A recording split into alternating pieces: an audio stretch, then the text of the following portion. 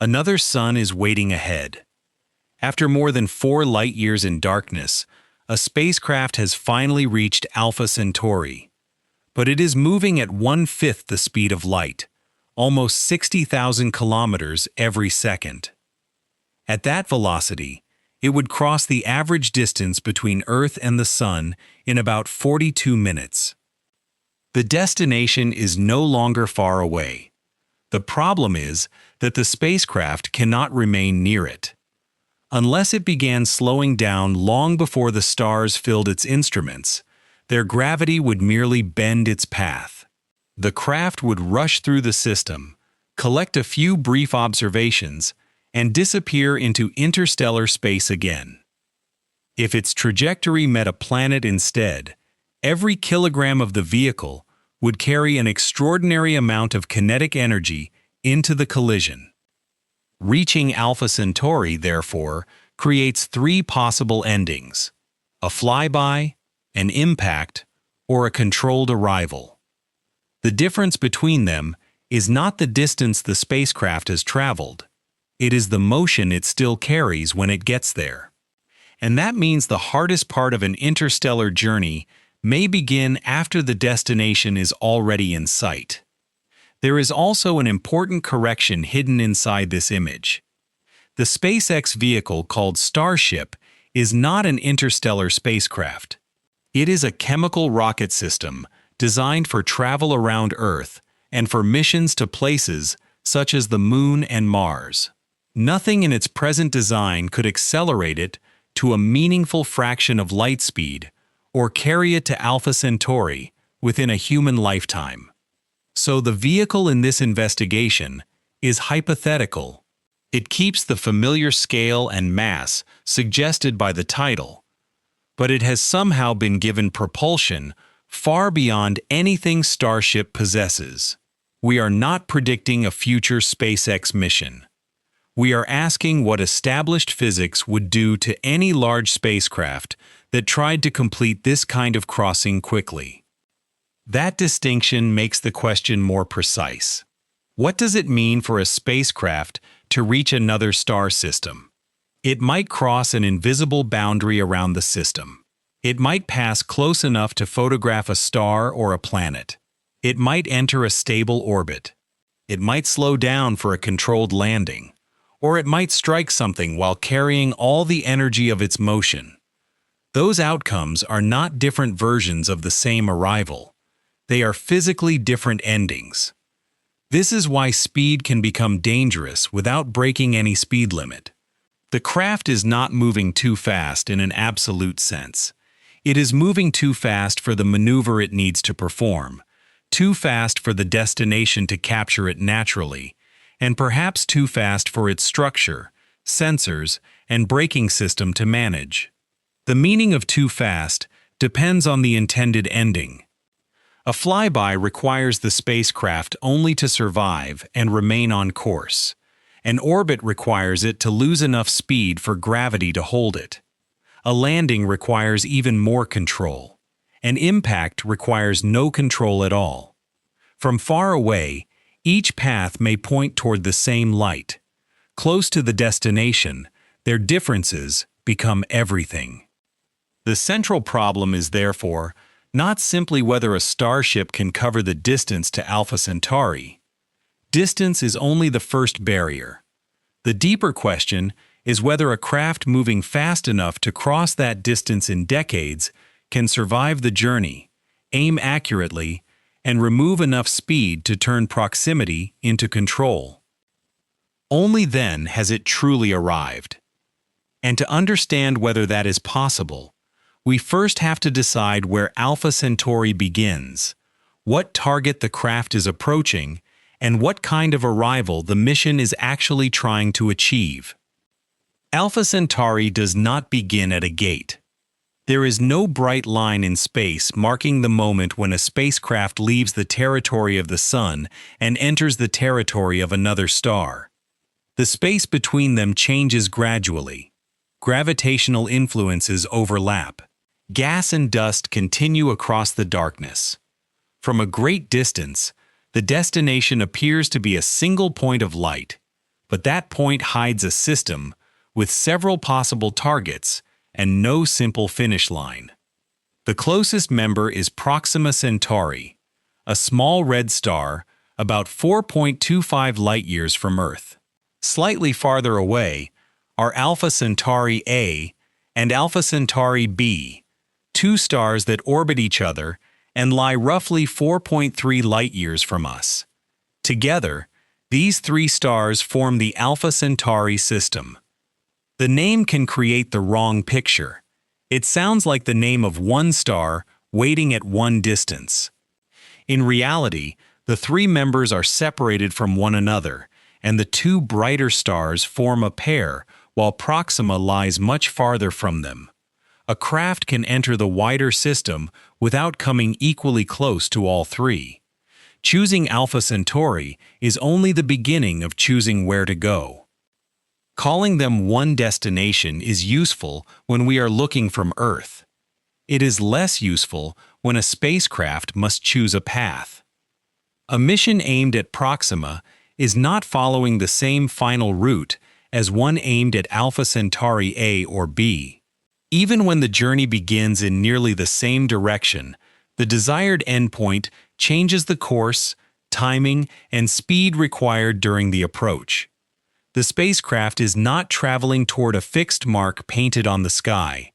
It is traveling toward stars that move, orbit, and carry their surroundings with them.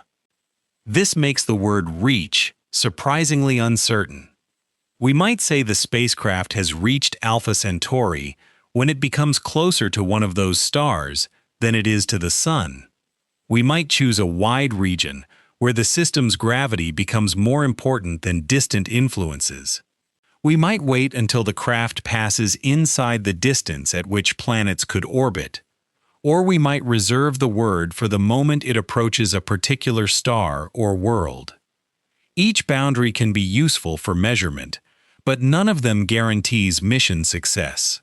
Crossing an imaginary line changes the spacecraft's address.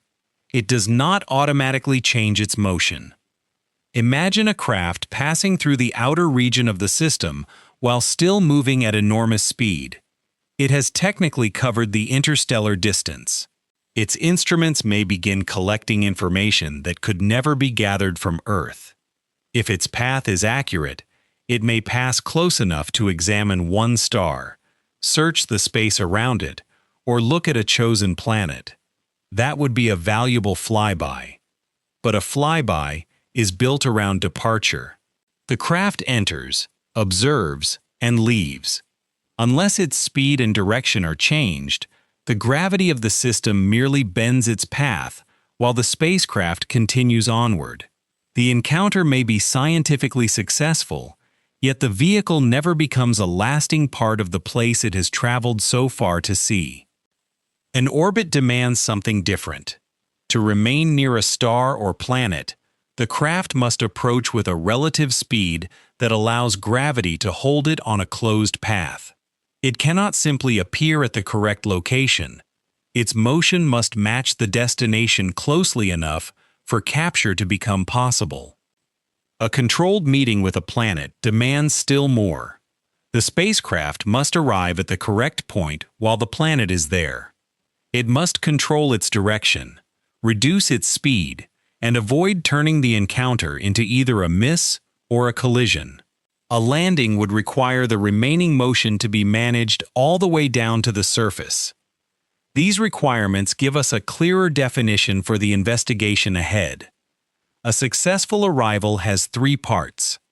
First, the spacecraft must survive the crossing. Reaching the system as a cloud of fragments would satisfy distance alone, but it would not complete the mission. Second, it must reach the intended target. Passing through the Alpha Centauri system is not enough if the mission was meant to approach Proxima, enter orbit around Alpha Centauri A, or meet a particular planet. Third, it must control its speed relative to that target. The final velocity matters as much as the final position. A spacecraft and a planet can occupy the same place at the same moment, but if their relative motion is too great, That meeting is an impact rather than an arrival. This distinction changes the entire story. The challenge is not one enormous journey followed by a normal approach. The approach is part of the interstellar problem from the beginning. The chosen target determines the required path, and the desired ending determines how much motion must eventually be removed. For now, we can leave the exact method unanswered. We have not yet asked how the spacecraft accelerates, how it survives the space between stars, or how it slows down. We have only established the standard by which every proposed journey must be judged. Entering the region is not enough. Seeing the stars up close is not enough. Even crossing the full distance is not enough. The craft must survive, find the correct moving target, and reach it in a state of motion that permits the mission to continue. Only then does the word arrival carry its full meaning. But before imagining a spacecraft that can meet that standard, we need to begin with the speeds humanity has already achieved and ask how long they would take to cross the distance now lying between us and the nearest stars. The speeds humanity has already achieved sound extraordinary when measured against life on Earth. A spacecraft moving at several kilometers per second can cross continents in minutes. It can cover the distance between Earth and the Moon in days. With the right path and enough time, it can travel between planets and eventually escape the region dominated by the Sun. But interstellar distance changes what those numbers mean. Voyager 1 provides a useful baseline. After completing its encounters with the outer planets, it continued outward and eventually entered interstellar space. Relative to the Sun, it travels at roughly 17 kilometers per second. That is faster than any familiar object on Earth, and fast enough to cover more than 1.5 million kilometers in a day. Voyager 1 is not traveling toward Alpha Centauri. Its real path leads in another direction, and it was never designed as a mission to another star. We are using its speed only for a simple comparison. If a spacecraft could move in a straight line toward Alpha Centauri at approximately 17 kilometers per second and maintain that speed throughout the crossing, how long would the journey take? The answer is about 75,000 years. That number does not describe an actual Voyager mission plan. It comes from extending a measured spacecraft speed across a distance of roughly 4.3 light-years. The calculation ignores acceleration, navigation, changing conditions, and the fact that Voyager is going elsewhere. Its purpose is not to predict a flight. Its purpose is to reveal the scale separating planetary travel from interstellar travel. 75,000 years is not a longer version of a normal space mission. It belongs to a different kind of timescale. A journey this long also changes the meaning of planning. A normal mission can be designed around the lives of the people who build, launch, and operate it. A 75,000-year crossing would outlast generations of caretakers, assuming anyone remained responsible for it at all. Instructions would have to survive cultures, technologies, and priorities that no launch team could predict. Even if the vehicle needed no repair and never changed course, the mission on Earth would become an inheritance passed through an unimaginable chain of people. This does not prove that such a crossing is impossible. It shows why its travel time fails the promise hidden in the title. The imagined craft is supposed to reach Alpha Centauri as an extension of a human mission, not as an artifact arriving after its makers and their world have become ancient history. The people who launched the craft would be gone before the smallest fraction of the crossing was complete. The nations, languages, and institutions that began the mission could change beyond recognition while the spacecraft was still between stars.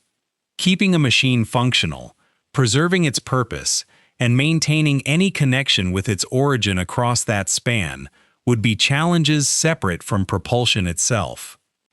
None of this means Voyager is slow because it was badly designed. Voyager accomplished the mission it was built to perform. It visited the outer planets, used carefully planned gravitational encounters, and continued outward with no requirement to reach another star. Judging it by the demands of an Alpha Centauri journey would be like judging a ship designed to cross an ocean by asking why it cannot cross the space between planets. The comparison instead tells us something about the destination. Alpha Centauri is called the nearest stellar system, but nearest does not mean near in any ordinary engineering sense.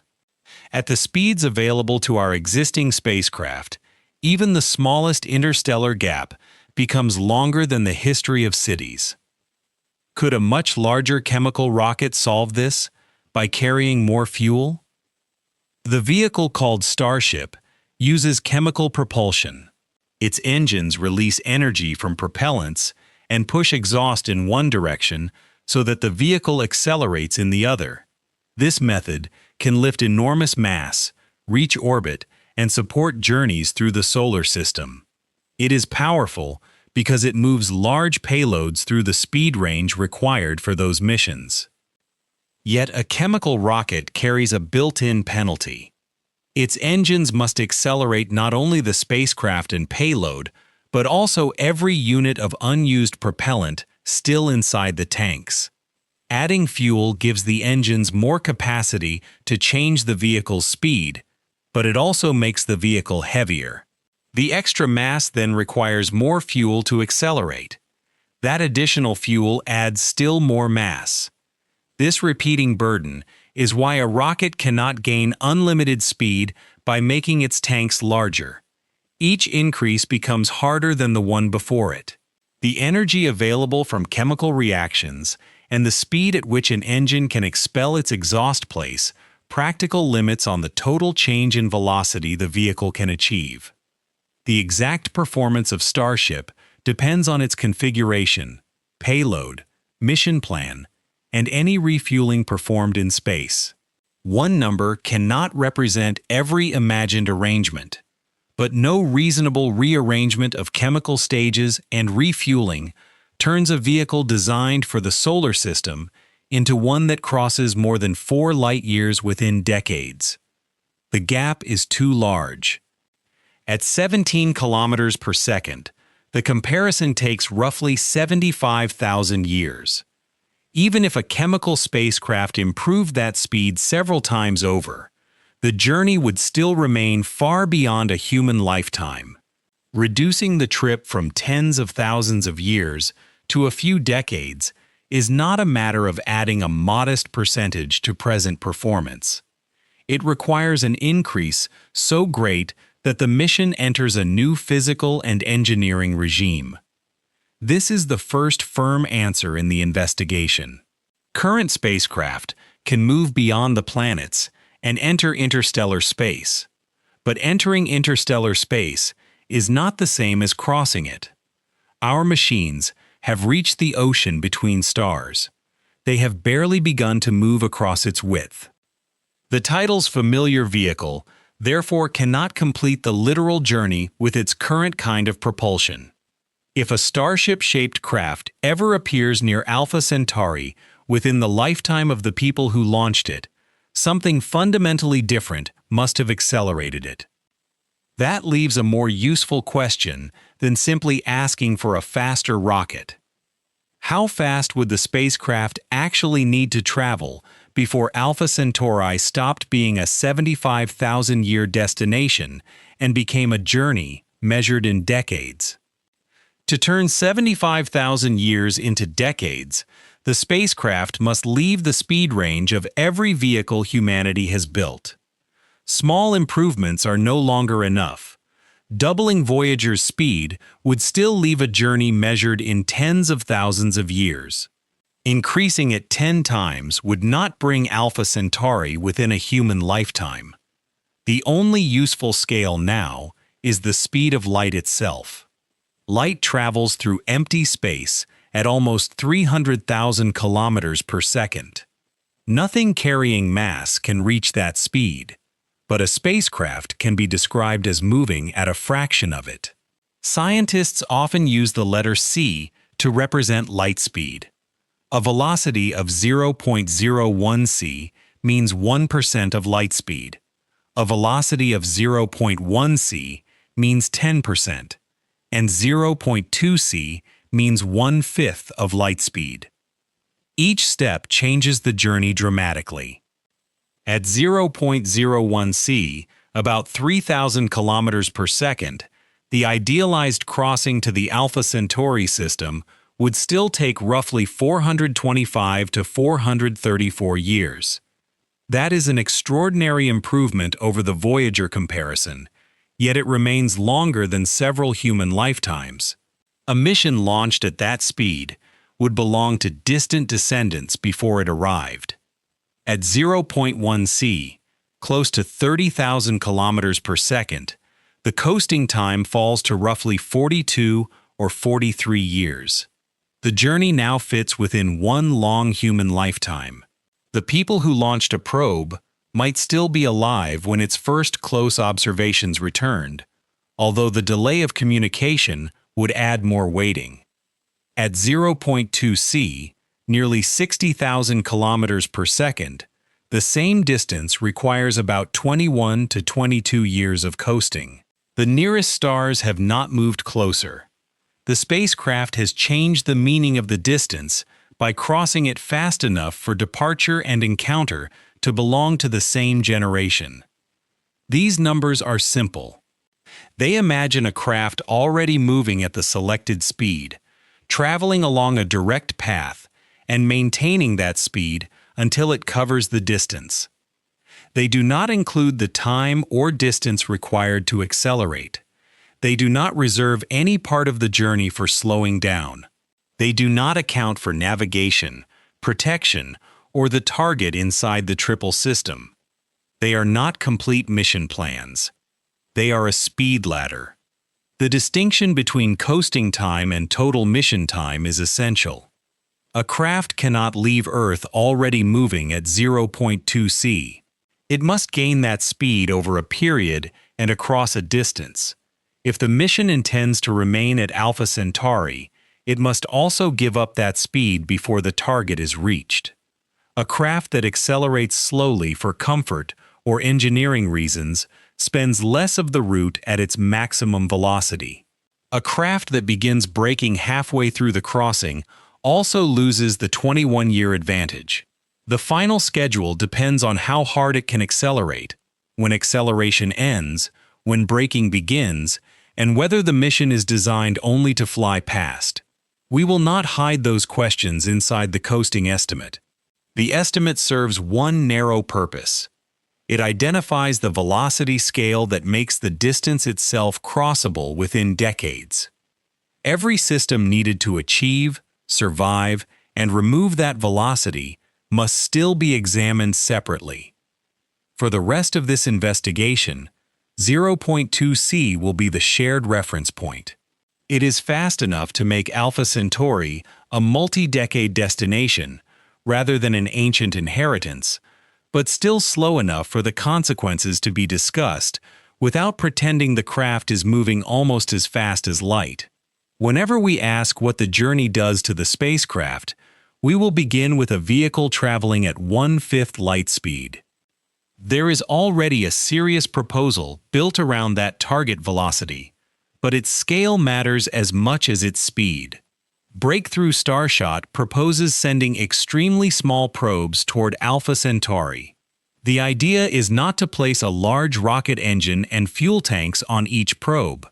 Instead, powerful energy transmitted from far behind would push a very light sail, allowing a craft with a mass measured in grams to accelerate without carrying the source of its power. The concept shows why 0.2 c appears in real discussions of interstellar travel. It also shows the condition that makes such speed imaginable. The moving object is tiny. A gram-scale probe does not contain cabins, life support equipment, large instruments, thick walls, fuel tanks, or a crew. Its low mass reduces the amount of energy needed to accelerate it. External beaming also avoids forcing the probe to carry all the machinery that supplies that energy. Even with those advantages, Starship remains a concept rather than a completed interstellar mission. Its propulsion, aiming, communication, and survival requirements are still engineering problems.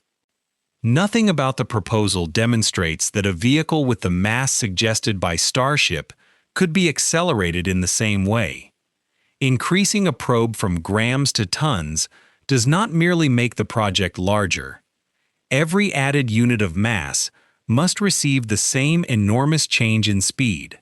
The systems needed to protect, control, and eventually slow a large craft would add more mass again.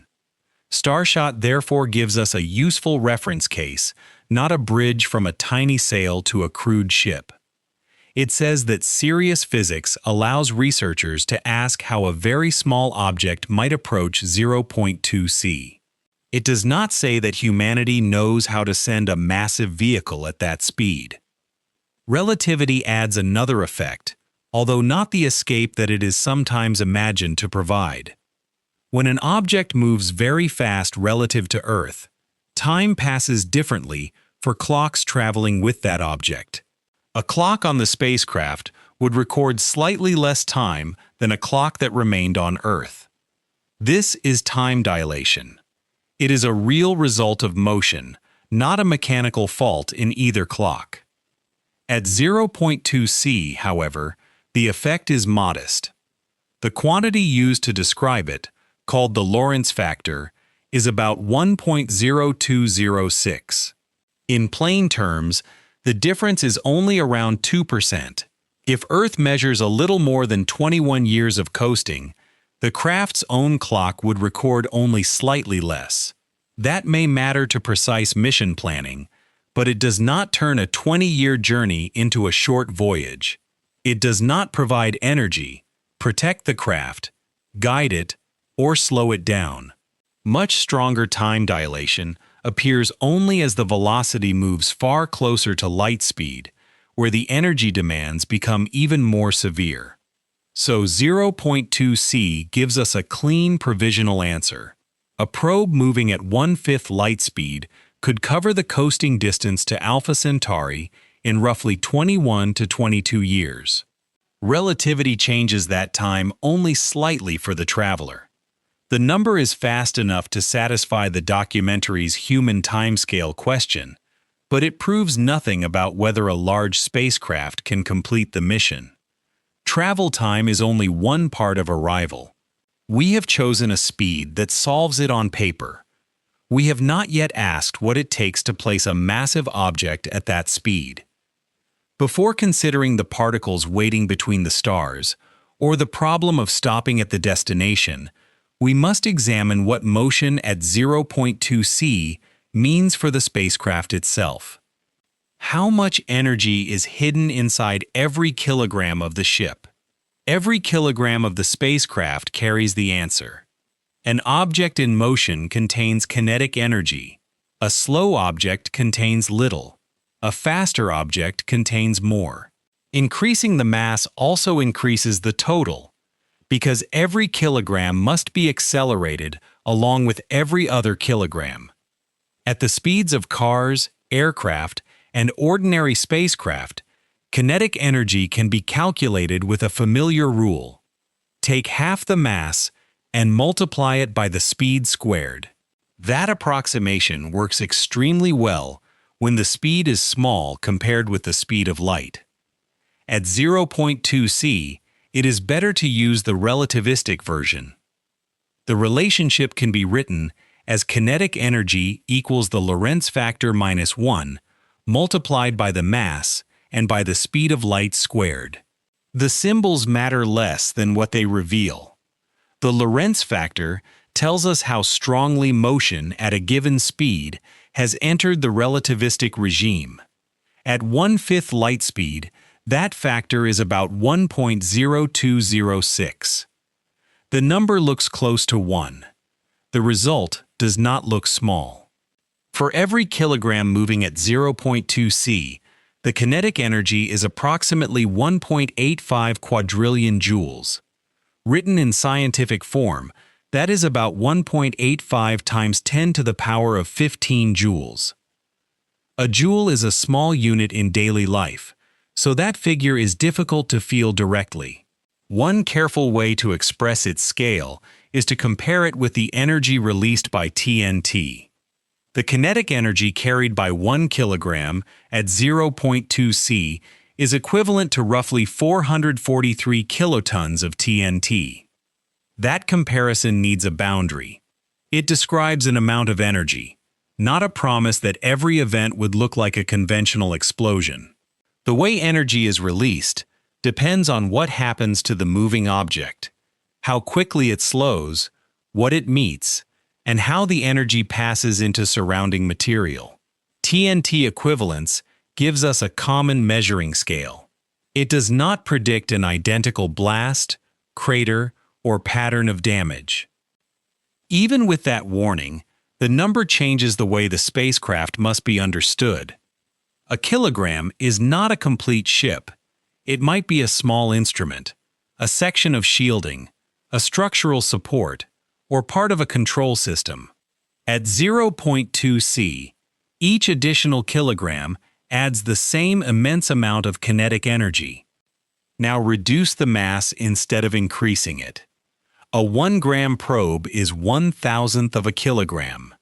At 0.2 c, it carries about 1.85 trillion joules of kinetic energy, roughly equivalent in total energy to 443 tons of TNT. That is still a huge figure for an object that could rest on a fingertip, but it is 1,000th of the energy carried by 1 kilogram at the same speed. This is why mass sits at the center of serious relativistic probe concepts. A gram-scale sail is not merely a small version of a starship. Its smallness is one of the conditions that makes its acceleration discussable. If the mass rises by a factor of 1,000, the kinetic energy required at the same speed also rises by a factor of 1,000. Increase grams to kilograms, kilograms to tons, and tons to a massive vehicle, and the total climbs in direct proportion. The spacecraft cannot avoid this cost by becoming more streamlined. Shape can change how it interacts with incoming matter. Materials can change its strength or heat tolerance. A clever mission design can reduce unnecessary mass. But if the final vehicle has a certain mass and moves at 0.2 c, its kinetic energy follows from those two facts. Calling it a probe, a ship, or a payload does not alter the calculation. This also explains why a large interstellar craft creates a cycle of difficult choices. Protection requires material. Instruments require material. Communication systems, guidance equipment, power supplies, and any space for people require material. More mass demands more acceleration energy. Producing and directing that energy may require larger systems, and those systems can add more mass if they travel with the craft. The kinetic energy of the moving spacecraft is not the complete energy bill. It is the energy that remains stored in the vehicle after acceleration. A real propulsion system must supply more. It is useful to think of that final kinetic energy as a minimum physical account rather than a practical budget. Even an ideal system would have to place that amount of energy into the moving mass. The closer the transfer comes to perfection, the closer the input may approach the minimum, but it can never fall below the energy the craft finally possesses. This keeps the argument independent of any chosen technology. A laser, a rocket, or another system may deliver energy in different ways. None can send the same mass to the same speed while avoiding the resulting kinetic energy. No engine or beam transfers all its energy perfectly. Some energy leaves in exhaust. Some becomes waste heat. A beam sent across space can spread or miss part of its target. Machinery that generates, controls, and directs the power also consumes energy. If the craft carries fuel, that fuel must be accelerated during part of the process before it is used. The difference between supplied energy and final kinetic energy depends on the propulsion method. We do not need to choose a fictional engine to see the general rule. The spacecraft cannot finish with more kinetic energy than the complete system successfully delivers to it. Because every real transfer loses or redirects part of the input, the energy demanded from the larger infrastructure must exceed the energy finally carried by the craft. This is another reason the Starship approach relies on an extremely light vehicle and an external source of power. Leaving the energy-producing machinery behind prevents the probe from carrying that machinery as additional mass. It does not make the required energy disappear. It changes where the equipment is located and how the energy reaches the sail. Time dilation does not remove the cost either. The spacecraft's clock may record slightly less travel time, at 0.2 c, but its mass still has to be accelerated to that speed. Relativity is already included in the kinetic energy calculation. It does not offer a second rule that provides the motion for free. This gives us the next firm conclusion. Making Alpha Centauri reachable within decades requires more than a new engine in the ordinary sense. It requires a system capable of transferring extraordinary energy into a craft while controlling every kilogram that has been added for the mission. For a tiny probe, that challenge is already immense. For a vehicle with substantial structure, shielding, equipment, or passengers, the energy grows with the mass. A massive starship traveling at 0.2 c would not simply be moving quickly. Its motion would represent an energy investment on a scale that dominates the design of the entire mission. Yet even this is only the cost of reaching the chosen speed. It assumes the energy can be supplied and the acceleration can be survived. It says nothing about whether the craft can remain intact for more than 4 light years, stay on course, or remove its speed at the far end. Most importantly, it treats the path ahead as though it contained nothing capable of interacting with the ship. But the space between the Sun and Alpha Centauri is not perfectly empty. It contains thinly scattered matter across the entire crossing. At ordinary speeds, that matter seems almost irrelevant. At 0.2 c, the relationship changes. What does interstellar space become when the spacecraft meets every particle ahead at nearly 60,000 kilometers per second?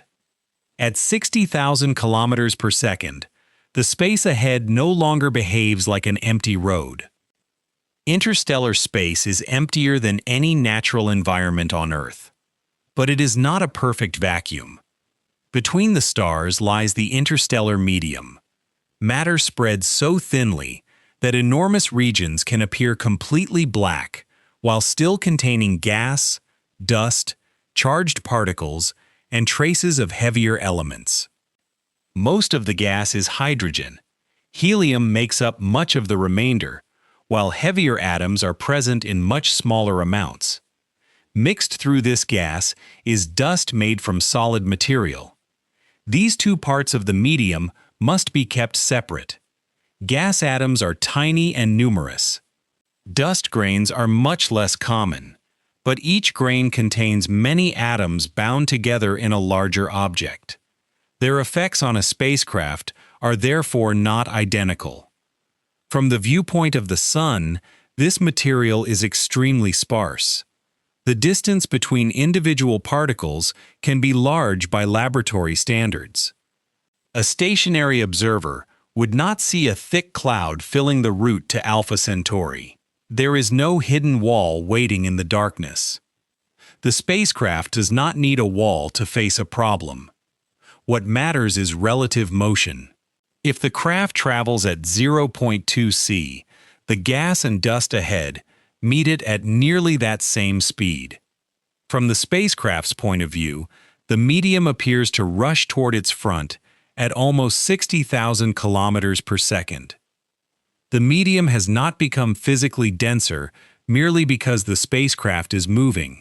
The number of particles occupying a given region of space remains nearly the same. What changes is how quickly the craft sweeps through that region and how much energy each encounter carries in the craft's frame. This change of viewpoint is important because descriptions of the journey can otherwise sound contradictory. From Earth, a researcher may describe the craft as plowing through a quiet field of nearly stationary gas. Inside the craft, an instrument would describe energetic particles arriving from the direction of travel. Both descriptions refer to the same encounters. They differ only in which object is treated as moving. The damage cannot depend on which description we prefer. It depends on the relative speed between the material and the spacecraft. That relative speed determines the energy available during each interaction. It also explains why a shield must face forward, even though the gas itself has no reason to form a beam around the solar system. The beam exists in the moving craft's frame.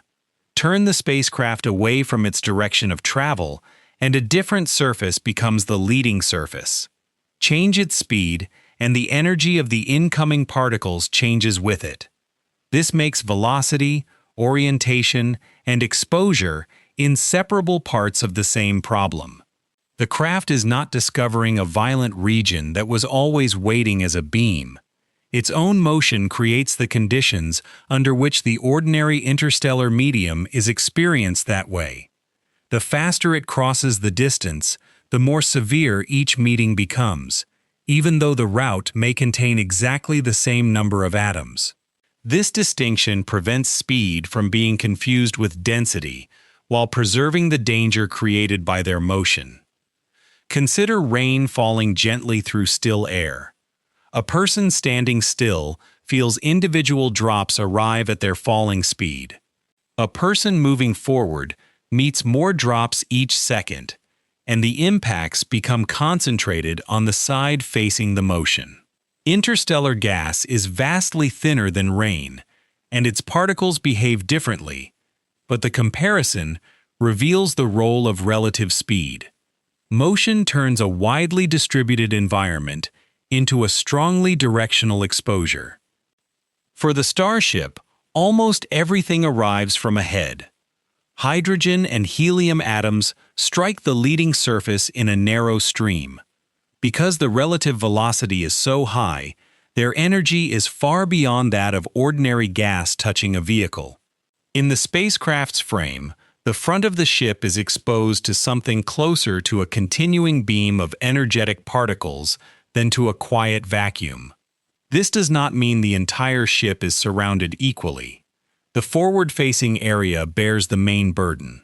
Surfaces turned away from the direction of travel receive a very different exposure. Shape and orientation therefore become important before any material is selected. A narrow leading edge meets fewer particles than a broad face covering a larger area, although maintaining that narrow orientation introduces other demands that will matter later. The danger also cannot be judged from one atom. A single hydrogen atom is extremely small. Even moving at 0.2 c, one isolated encounter would not decide the fate of a large spacecraft. The problem comes from repetition across the entire route. The craft continues sweeping through the medium every second, hour, year, and light year of the journey. To describe this accumulated exposure, researchers use column density. Column density does not ask only how many particles occupy one small volume at one moment. It imagines a narrow column extending along the whole path and counts the particles contained within that column. A thin medium, spread across a short distance, may produce little exposure. The same thin medium, spread across more than 4 light-years, can place an enormous number of particles in the spacecraft's path. For relativistic spacecraft studies of a journey toward Alpha Centauri, one representative model uses a hydrogen column of about 2 × 10 to the power of 18 particles per square centimeter. In other words, imagine 1 square centimeter on the leading face tracing a line all the way from the solar system to Alpha Centauri. Across the full route, the model estimates that this small area would sweep through a total hydrogen count written as a 2 followed by 18 zeros.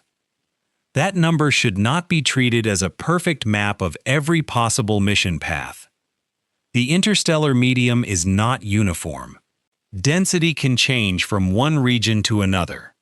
The exact line chosen toward Proxima may not contain precisely the same gas and dust as a path toward Alpha Centauri A or B. Measurements and models provide reasonable estimates, but they cannot list every particle a future craft would meet. Dust adds a deeper uncertainty. The general amount of dust can be estimated, but the distribution of grain sizes matters greatly.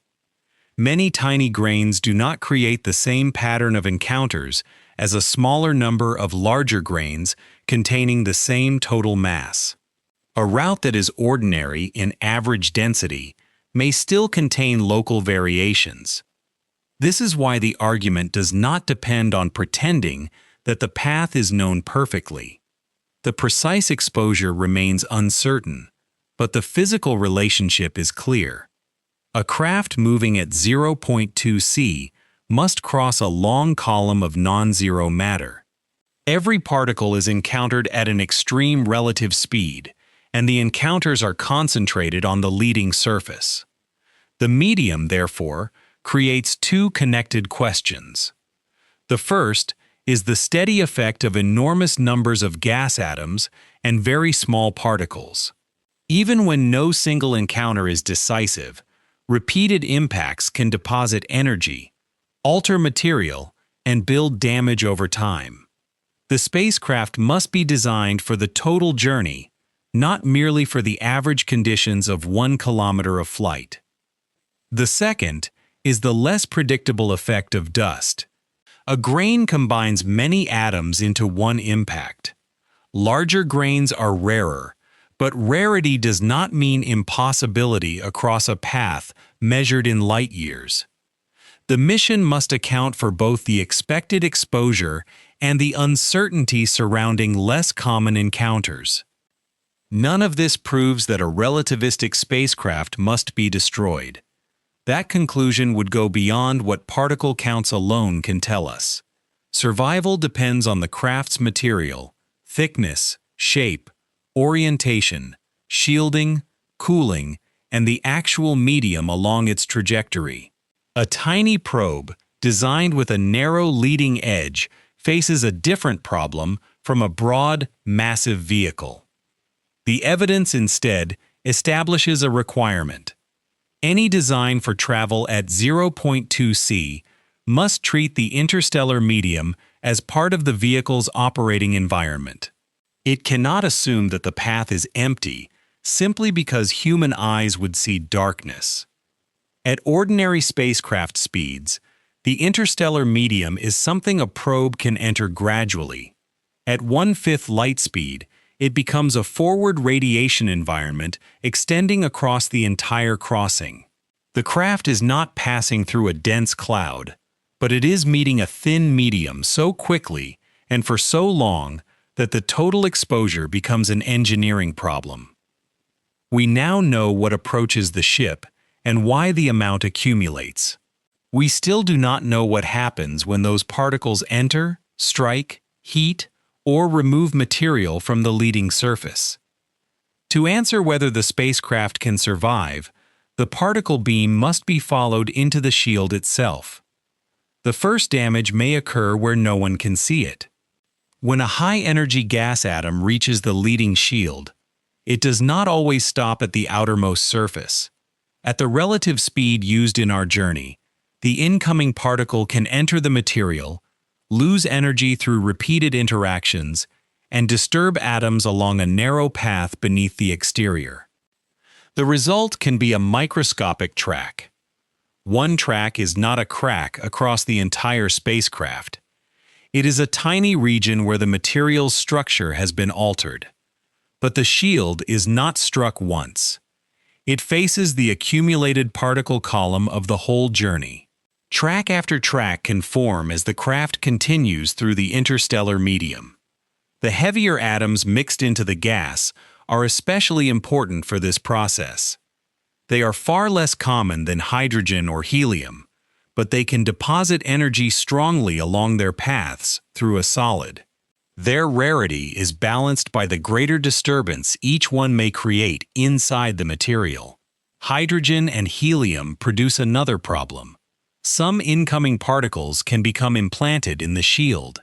They enter the solid and eventually stop below its surface, leaving atoms trapped inside material that was not designed to contain them in this way. At first, the implanted atoms may be spread too thinly to produce a visible change. As exposure continues, more can collect. Trapped gas may gather into small bubbles beneath the surface. Those bubbles can place pressure on the surrounding structure, weaken layers, and contribute to blistering. Blistering means that a region near the surface begins to swell or separate because of what has accumulated underneath it. If the process continues, thin layers may flake or peel away. This loss of surface material is sometimes called exfoliation. The important point is that the shield can be changed from within. A surface may appear smooth while damage is developing below it. The problem is not limited to visible dents made by large objects. It can begin with atoms entering, stopping, and gradually changing the structure through which they pass. How serious this becomes depends strongly on the material. Different solids do not respond in the same way. Their atoms are arranged differently. Their density, bonding, ability to conduct heat, and resistance to radiation damage differ. A depth calculated for one material cannot automatically be assigned to another. In one representative model for a spacecraft traveling at 0.2 c toward Alpha Centauri, gas bombardment could produce track damage extending to around 0.1 millimeters in quartz after the modeled interstellar column had been crossed. That is 1/10 of a millimeter, a depth small enough to sound manageable, but large enough to matter in an extremely thin probe or a precise optical and electronic surface. The same study found that graphite could respond differently, with weaker effects under the assumptions used. This does not prove that graphite is a complete solution. It shows why material choice changes the answer. A shield is not protected merely because it has a certain thickness. Its internal structure determines how particles lose energy and what kind of damage remains. The 0.1 millimeter value must therefore remain attached to its conditions. It is a model result for a stated speed, representative gas column, and chosen material. It is not a universal boundary beyond which every shield is safe, nor a prediction that every quartz surface will be damaged to exactly that depth on every trajectory. Depth is only one way to describe damage. The location of a track can matter as much as its length.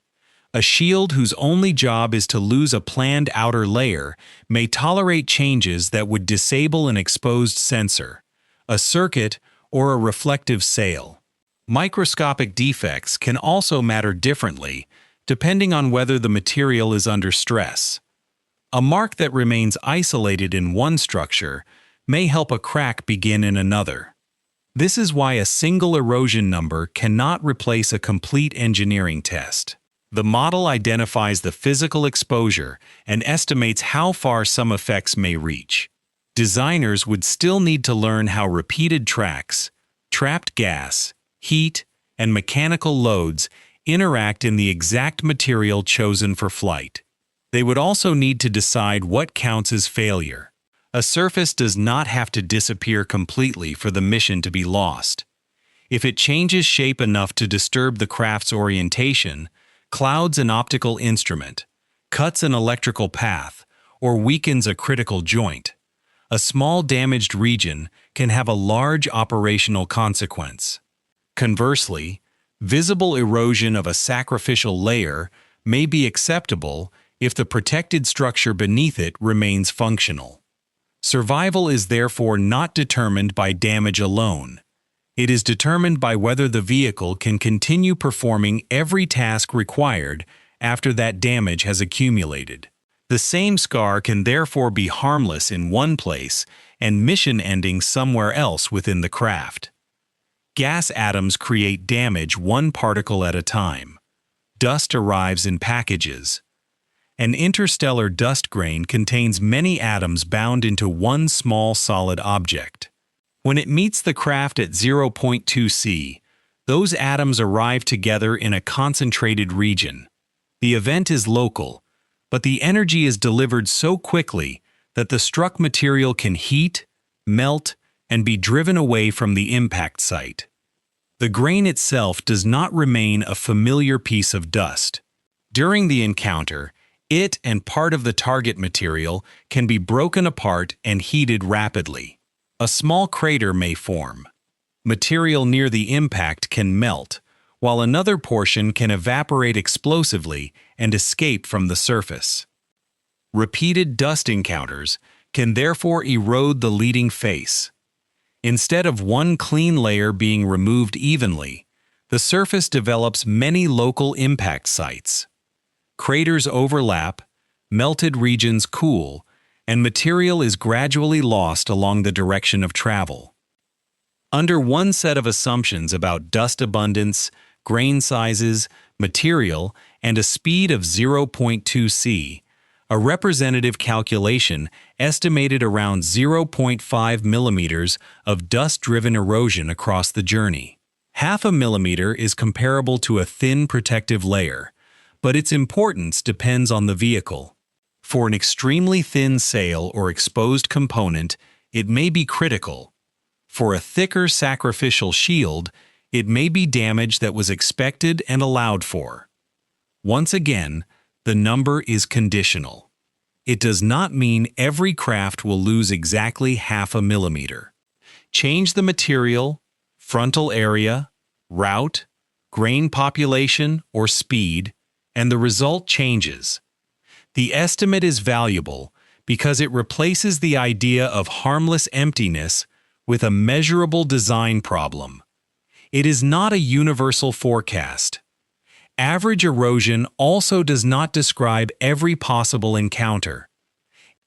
A large number of tiny grains may produce gradual surface loss that can be modeled statistically. Rarer, larger grains concentrate more mass into one impact. The exact population of such grains along a future route is not fully known, which means the most damaging individual events are also harder to predict. This uncertainty must be handled carefully. It would be wrong to say that one grain will certainly destroy the spacecraft. We do not know that a particular large grain will occupy the chosen path at the moment the craft passes.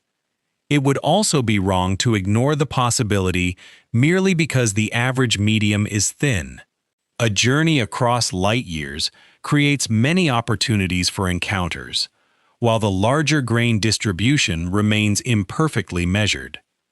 The mission therefore faces both an expected burden and an uncertain risk.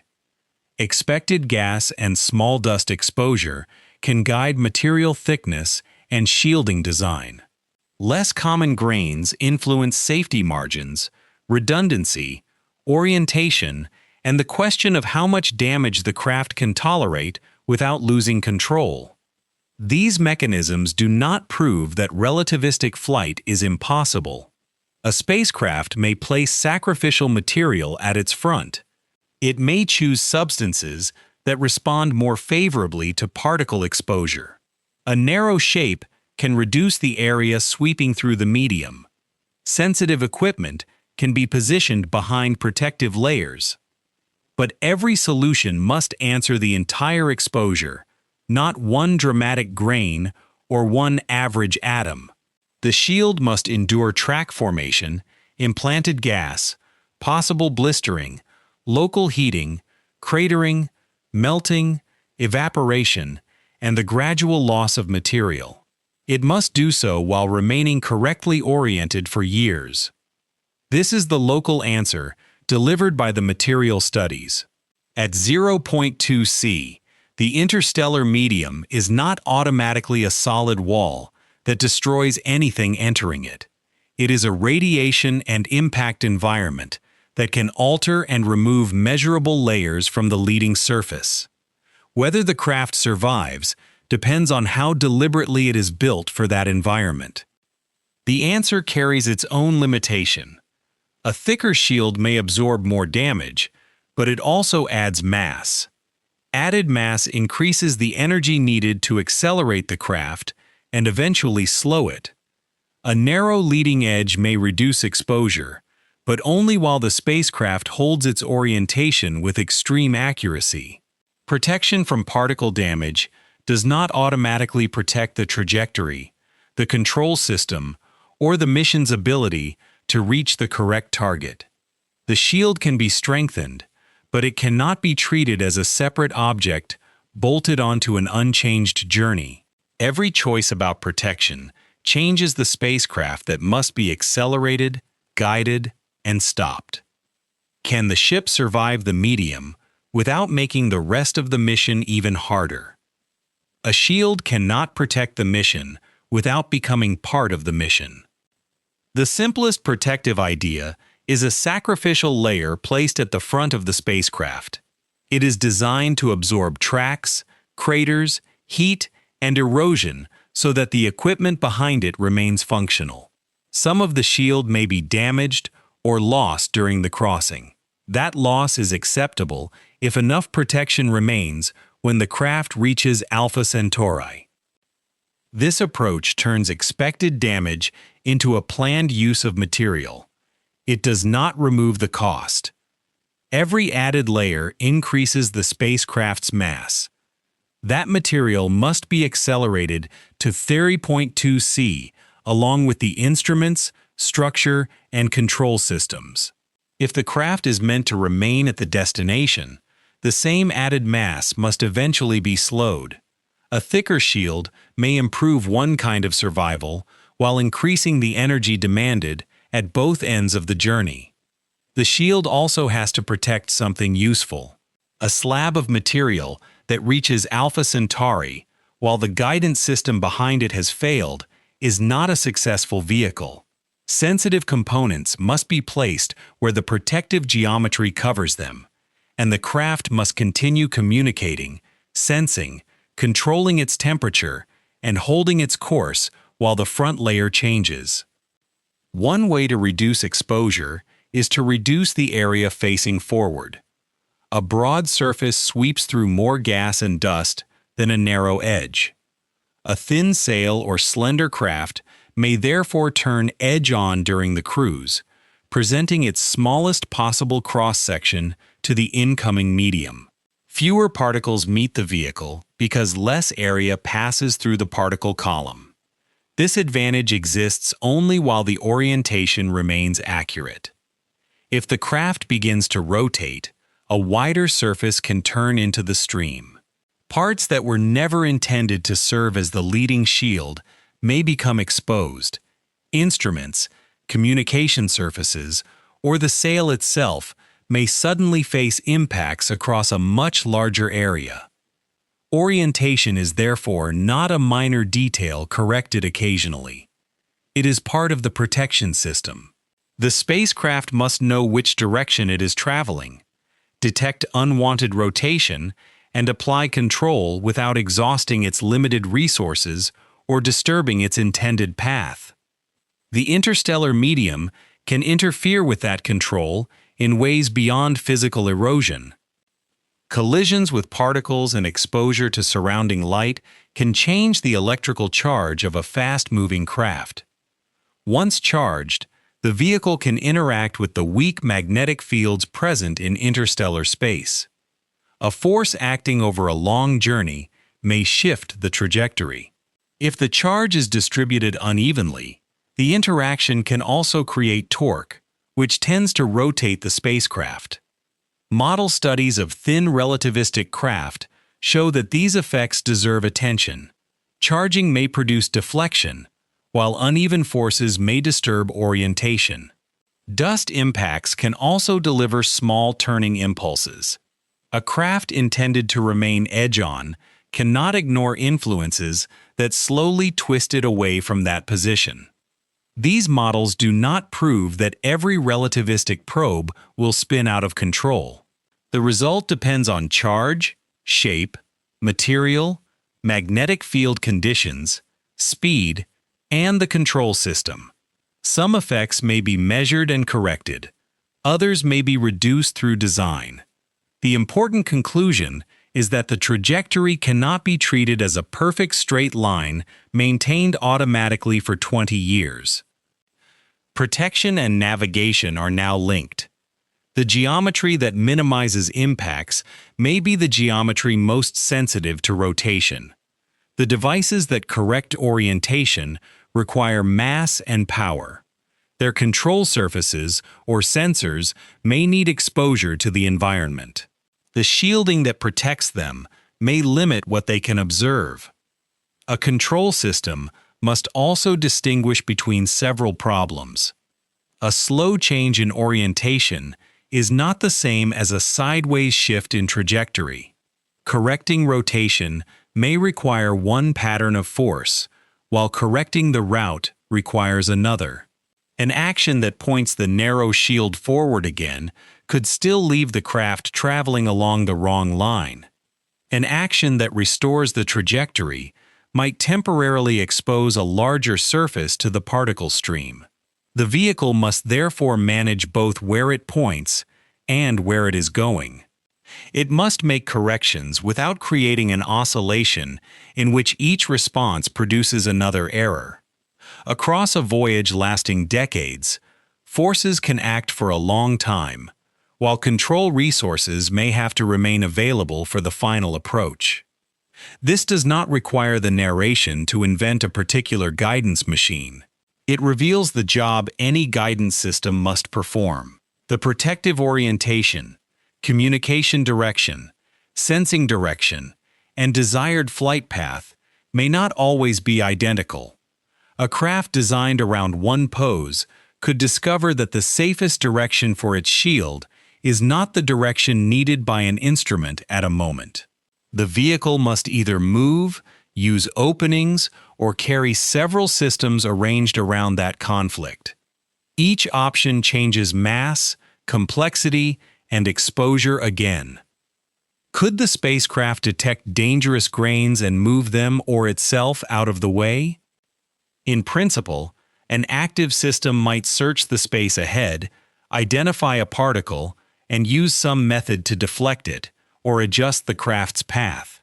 But at 0.2 c, the closing speed is almost 60,000 kilometers per second. A hazard detected nearby leaves very little time for sensing, classification, decision, and action. The exact reaction window depends on how far ahead the system can see and how small an object it can detect.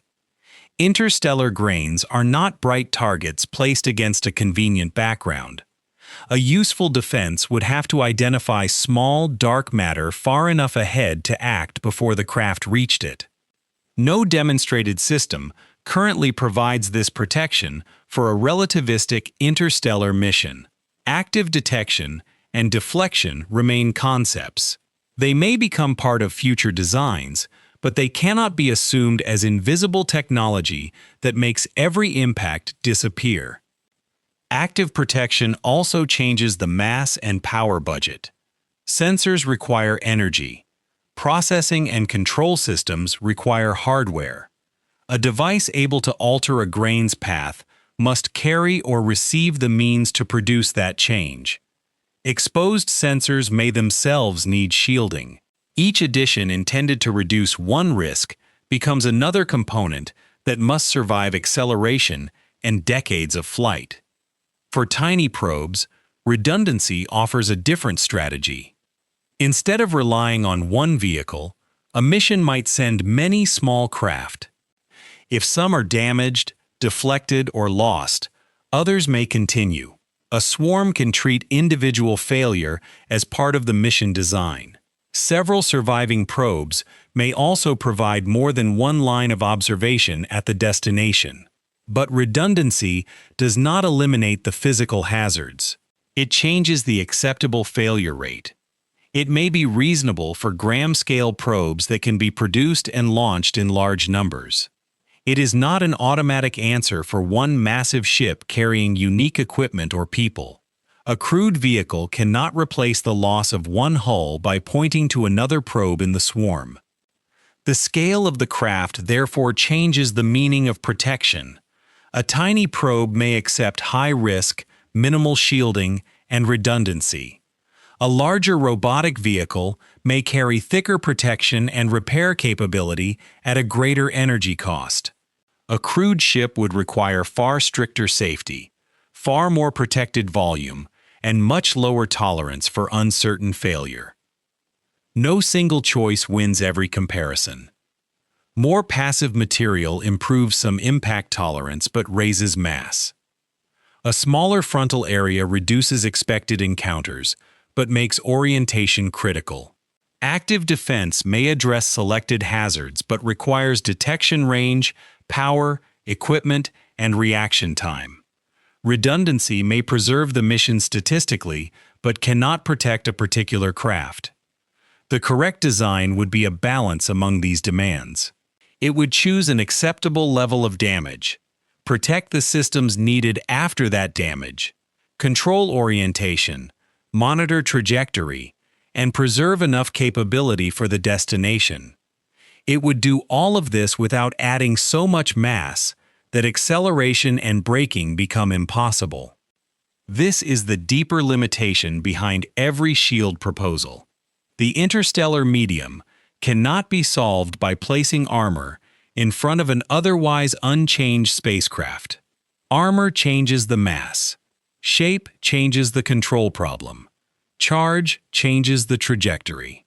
Sensors change the power budget. Redundancy changes the mission rather than the individual vehicle. A future craft may find a workable balance.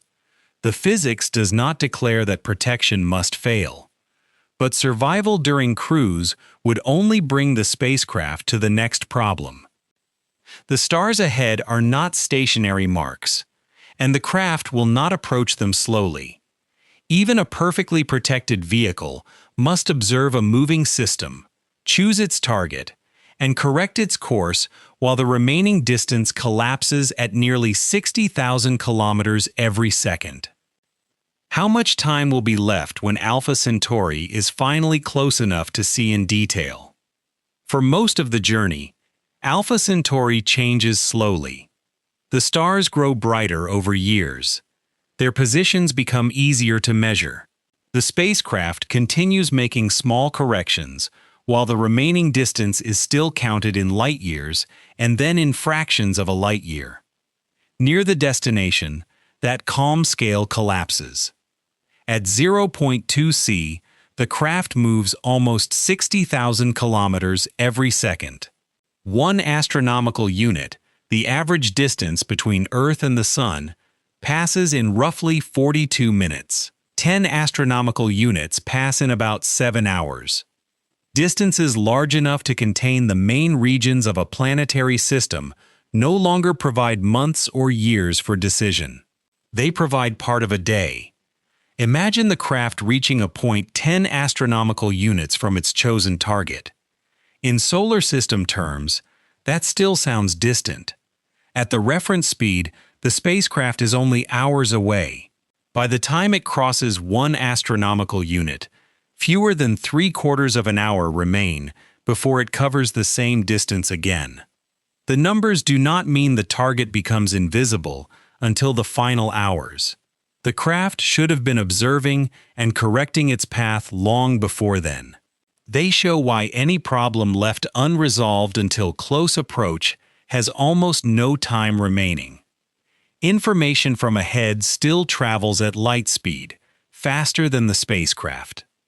Light from a star, planet, or grain can reach the sensors before the craft reaches its source. But receiving information is only the first step. The sensors must detect the object. The signal must be separated from noise. The system must identify what has been seen, estimate its position and motion, decide whether a correction is needed, and apply that correction strongly enough to matter. All of this must happen before the remaining distance disappears.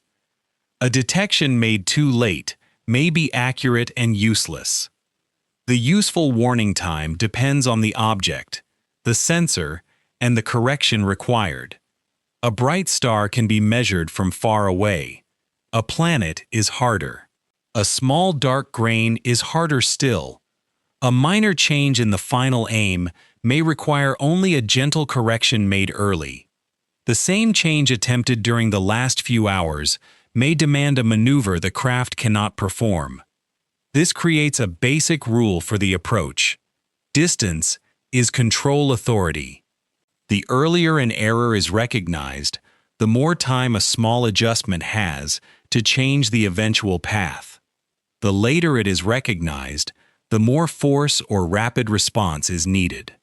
Earth cannot make those final decisions for the spacecraft. When the craft reaches Alpha Centauri, Earth is more than 4 light-years behind it. A radio command cannot cross that gap faster than light. A message sent from Earth would require more than 4 years to arrive. Any observation returned by the craft would require another 4+ years to come home. There can be no live conversation during final approach. Engineers cannot watch the craft near Alpha Centauri, notice a problem, send a correction, and receive confirmation before the encounter. By the time a response arrived, the spacecraft would have passed through the system years earlier. The final approach must therefore be autonomous. The vehicle has to observe, compare its measurements with the mission plan, and make allowed corrections without waiting for Earth. Human planners can define goals, limits, and responses before launch. They cannot control each final maneuver as it happens. Autonomy does not mean the spacecraft invents the mission during the last hours. The approach must be prepared across the whole crossing. Alpha Centauri is not a collection of fixed lights. Alpha Centauri A and B orbit each other. Proxima occupies a different part of the wider system. Any planets travel around their stars. During a journey lasting more than 20 years, each target continues moving. The craft must aim for where the target will be when it arrives, not where the target appeared when the mission left Earth. That prediction begins with observations from the solar system, but it can be improved during flight. As the spacecraft comes closer, its view changes. Measurements become more direct, and onboard navigation can compare the predicted position with the observed one. This is an interception problem. The moving target means that an image is an image of the past. Light takes time to travel from the target to the spacecraft, even when the remaining distance is smaller than a light year. Navigation must account for that delay and infer where the object is now from where it appeared when the received light left it. Far from the system, the delay still persists while changes occur in the craft's view. Close to the system, the delay becomes shorter, yet the closing time also becomes short. The guidance system must combine observations made at different moments into one estimate of the target's present path. It cannot simply point at the brightest pixel and assume that is the future meeting place. This is normal in principle for space navigation, but the speed of the encounter, leaves less room for late refinement. Every observation must feed a prediction. Every correction must be judged, not by where it points the craft, but by where the altered path will carry it when it reaches the moving target. The spacecraft and target follow different paths, and the mission tries to bring those paths together at the desired moment. If the target is a star, the acceptable region may be broad for a distant flyby. If it is a planet, the required line becomes much narrower. If the goal is a particular orbital approach, position, direction, and timing all matter together. Across 4.3 light-years, a tiny angular error can grow into a large miss. A line that is wrong by an amount too small to notice near Earth may pass far from the intended target after traveling the full distance. This does not produce one universal aiming tolerance. The acceptable error depends on the target's size, the desired closest approach, and how much correction the craft can still make during the journey. The mission therefore needs 3 layers of guidance. First comes prediction. Calculate where the moving target should be decades later. Second comes observation. Measure the target and the craft's own motion during flight. Third comes correction. Change the trajectory early enough for the small adjustment to accumulate into the required shift at arrival. Failure in any layer changes the outcome. A perfect prediction is useless if the craft cannot determine its own course. Accurate observations are useless if the control system cannot act. Strong maneuvering ability is useless if the sensors identify the target too late. Shielding complicates this process without replacing it. The craft may need to protect its front while exposing sensors toward the destination. It may need to correct orientation without exposing a broad surface to the particle stream. Control resources used during cruise must still be available when the target becomes clear. Yet a well-designed vehicle could, in principle, combine prediction, observation, and autonomous correction. Nothing about the 4-year communication delay makes accurate navigation physically forbidden. It means the intelligence and authority needed for final targeting must travel with the spacecraft. Suppose all of this works. The shield survives. The craft remains stable. Its instruments locate the intended star or planet. Its guidance system predicts the target's motion and corrects every important error early enough. After more than 20 years, the spacecraft reaches exactly the place selected by its mission. It is still moving at 0.2 C. Navigation has answered where the craft will go. It has not answered what happens when it gets there. A perfect line can produce a perfect flyby just as easily as a lasting arrival. Position and timing can place the craft near the target, but neither removes the speed that carried it across the distance. The final hope is that the destination itself might help. Stars and planets have gravity. A spacecraft entering their influence will have its path bent, and under ordinary conditions, gravity can shape trajectories throughout a planetary system. But can Alpha Centauri's gravity catch an object arriving at nearly 60,000 kilometers per second? Gravity can bend the spacecraft's path. That does not mean gravity can keep it. As the craft approaches a star, the star's gravity pulls it inward. The spacecraft accelerates while falling deeper into the gravitational field. Its path curves, and its speed rises above the already enormous velocity it carried into the system. If nothing removes energy, the process reverses after the closest approach. The craft begins climbing away from the star. Gravity now pulls backward against its outward motion, reducing the extra speed gained during the fall. Once the spacecraft has traveled far away again, it retains essentially the same speed with which it originally approached, although its direction may have changed. This symmetry is the key. Falling inward converts gravitational potential into motion. Climbing outward converts that added motion back. In an idealized encounter, involving only the star and spacecraft, gravity does not permanently remove the original energy that made the trajectory unbound. The resulting path is not a closed orbit.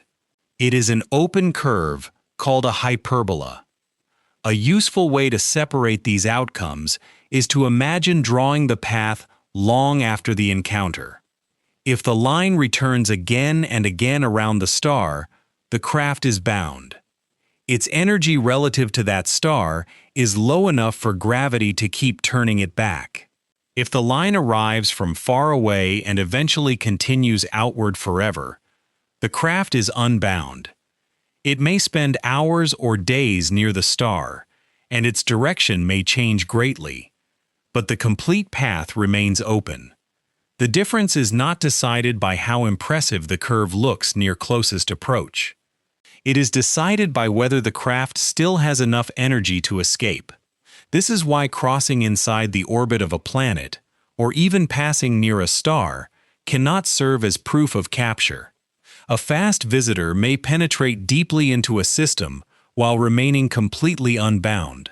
The star can dominate its motion during the encounter without owning its future. Only after enough energy has been removed does the path close and the spacecraft return instead of receding forever. Capture is therefore an energy condition expressed through geometry. The closed orbit is the visible result. The necessary loss of excess motion is the physical cause. This distinction remains true whether the orbit surrounds a planet, one star, or the wider stellar system itself. The spacecraft enters from interstellar space, swings around the star, and departs toward interstellar space again. The speed it still has when considered far from the star is called its hyperbolic excess velocity. In plain language, it is the motion left over after the temporary acceleration caused by the close encounter has been gained and then given back. For our reference craft, that leftover motion is close to 0.2 c. Gravity may rotate the direction of that velocity. It does not ordinarily erase its magnitude. The craft can leave along a different line, perhaps using the encounter to redirect itself toward another part of the system, but a redirected departure is still a departure. Stable orbit requires a closed path. The spacecraft must remain below the escape condition for the region it is trying to orbit. Near planets and stars, ordinary orbital and escape velocities are measured in tens, hundreds, or perhaps hundreds of kilometers per second, depending on location. Our incoming craft is moving at nearly 60,000 kilometers per second.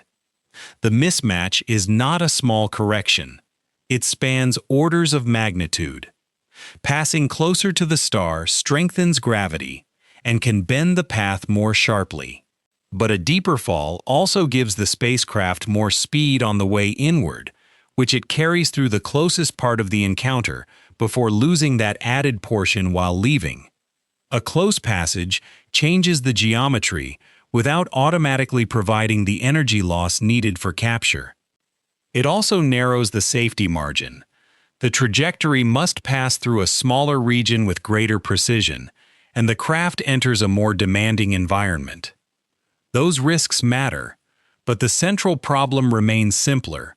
Stronger bending is not the same as permanent braking. This can feel surprising, because gravity is used throughout spaceflight to reshape missions. Planetary probes use gravity assists to change speed and direction. During a close pass, a spacecraft exchanges a tiny amount of energy and momentum with a moving planet. From the viewpoint of the Sun, the probe may leave moving faster or slower than before. The planet also changes by an immeasurably small amount in the opposite direction. A gravity assist, therefore, can change the spacecraft's energy relative to a chosen reference frame. It is not merely the symmetric fall and rise of a perfectly isolated two-body encounter. the motion of the planet or star becomes part of the exchange. But a gravity assist does not make kinetic energy vanish. It transfers energy and momentum among moving bodies. The amount available depends on the assisting body's motion and the geometry of the encounter. For ordinary planetary missions, this can be extremely valuable because the spacecraft's speed is within a range where the exchange represents a large fraction of what the mission needs. At 0.2 c, the incoming excess velocity is vastly greater than the orbital motion available from planets or stars in the system. A gravity assist may alter the path or produce a comparatively small speed change, but it does not naturally turn a massive relativistic vehicle into a gently captured satellite. Multiple bodies create more possibilities. Alpha Centauri A and B move around each other. Proxima belongs to the wider system, and any planets add further gravitational relationships. In principle, carefully chosen encounters can exchange energy in complex ways. Light pressure near a star might also be combined with a sail in a purpose-built design. These possibilities prevent an absolute statement that no future method could ever use the system itself as part of braking. Physics allows energy and momentum to be exchanged. The question is whether a practical architecture could remove enough energy, survive the geometry, and deliver the desired final orbit. No established passive plan can take a massive spacecraft arriving at 0.2 c and allow ordinary gravity alone to capture it into a useful orbit around Alpha Centauri. The scale mismatch remains overwhelming. The craft reaches the gravitational field with far too much excess velocity for the system to hold it without some additional process. Capture requires dissipation. Something must carry energy away from the spacecraft or transfer it elsewhere in a controlled manner. A rocket can place energy into exhaust. A sail can exchange momentum with light. A field-based device might interact with surrounding particles or magnetic conditions. A collision can also remove speed, but not in a way that preserves an ordinary mission. The exact method belongs to the next part of the investigation. The principle is already clear. To change an open hyperbolic path into a closed orbit, the spacecraft must lose enough excess energy before it escapes again. Location alone cannot perform this task. The craft can pass exactly where planners intended. Its path can curve beautifully around a star. Its instruments can point at the correct target. If the required energy remains in its motion, gravity will guide it through the system and release it back into interstellar space. This resolves the last natural hope for an effortless arrival. Alpha Centauri does not provide a gravitational net waiting to catch anything that reaches it. The system offers fields that can shape trajectories, but capture must be earned by reducing relative speed. The difficulty now returns to the energy placed in the craft at the beginning. The speed that turns 75,000 years into 2 decades is the same speed that prevents orbit at the destination. Acceleration solved the crossing time by giving the vehicle enormous kinetic energy. A complete mission must now decide where that energy will go. If the craft cannot rely on gravity to remove it, then the ability to stop must be built into the journey from the start. What must the spacecraft carry, leave behind, or find waiting at Alpha Centauri to complete that second half of the mission? The energy that carried the spacecraft outward must go somewhere else.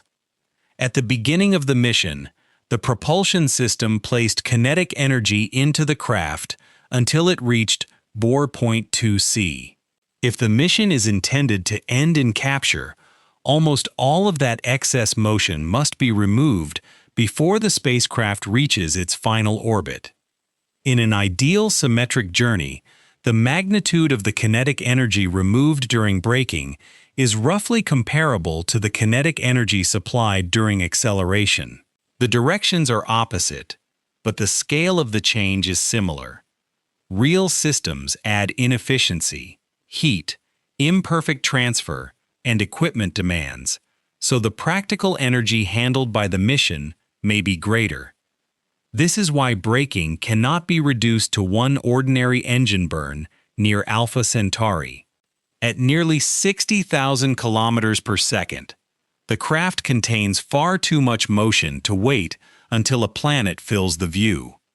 It needs a braking method capable of producing an immense total change in velocity, and it needs enough distance to apply that change before the desired encounter. One option is to carry the means of stopping on board. A rocket could bring propellant intended for deceleration. Near the appropriate point, the vehicle would direct exhaust forward, pushing the craft backward relative to its motion. In principle, the same basic conservation of momentum that accelerates a rocket can also slow one. The difficulty is that the braking propellant must travel to Alpha Centauri too. During outbound acceleration, the propulsion system must accelerate the spacecraft, its payload, its shielding, its engines, and every unit of propellant reserved for later. The fuel needed to stop becomes part of the mass that must first be made fast. Adding more braking propellant increases the initial acceleration burden, which may demand more energy and more supporting mass. If the engine also carries its own energy source and reaction mass, the cycle becomes even harder. The vehicle is not simply paying for one trip outward and another trip backward. It is carrying part of the second operation through the first. External energy changes that arrangement. A powerful beam originating near the solar system could push a light sail without placing the energy-producing machinery aboard the craft. This is one reason beamed propulsion is attractive for tiny probes. The source remains behind while the vehicle gains speed. But a beam that pushes the craft away from the solar system does not automatically slow it at Alpha Centauri. Once the spacecraft has crossed the distance, the launch side beam is behind it. The geometry and distance that allowed acceleration do not quietly reverse themselves into a destination brake. A second beam located near Alpha Centauri could, in principle, act from the other side or interact with a properly arranged sail. Such a system would require substantial equipment already operating at the destination. It would need power, aiming, control, and knowledge of the arriving craft's trajectory. That creates a precursor problem. How does the braking infrastructure reach Alpha Centauri and begin operating before the mission that depends on it arrives? Earlier probes might attempt to build or position equipment, but they would face their own travel and arrival problems. The solution moves part of the challenge into an earlier mission rather than removing it. Other concepts try to use resources already present in the destination system. A sail may exchange momentum with starlight. If designed and oriented correctly, pressure from the destination star could oppose part of the spacecraft's motion. A sail might also use a carefully planned close approach to combine light pressure with gravity, changing the trajectory and velocity together. Field-based ideas take another route. A magnetic or electric system might interact with charged particles, plasma, or magnetic conditions around the stars. Instead of throwing carried propellant backward, the craft would try to exchange momentum with its environment. These ideas are important because they explore ways to brake without carrying the full reaction mass from Earth. They remain concepts, especially when scaled to a massive vehicle moving at 0.2 c. The forces available, the size and mass of the required equipment, the stability of the interaction, and the distance needed for slowing all have to work together. A method that produces a gentle force may still remove enormous total speed if it operates across enough time and distance. The problem is that the braking must begin early. Waiting until the craft is close to the target leaves too little path over which the force can act. Braking distance is the hidden partner of braking force. A small force changes velocity slowly, so the craft continues covering vast distances while its speed falls. A larger force changes velocity more quickly, but the structure and braking equipment must withstand it. The mission cannot choose the force without also choosing where along the route deceleration begins. If braking starts too late, even a functioning system may run out of distance before the target. If it begins earlier, the craft spends less time at its maximum speed and the total journey grows longer. This trade-off also affects targeting. During deceleration, the vehicle's changing speed alters the time at which it reaches each predicted point. The guidance plan must connect braking and navigation rather than treating them as separate schedules. A slight error in when the brake begins can become an error in where the craft meets a moving planet years later. For a flyby, the craft may preserve its speed and accept a short encounter. For capture, the entire final portion of the route is shaped by the requirement to arrive slowly enough. The brake, therefore, begins changing the mission long before it begins changing the view outside.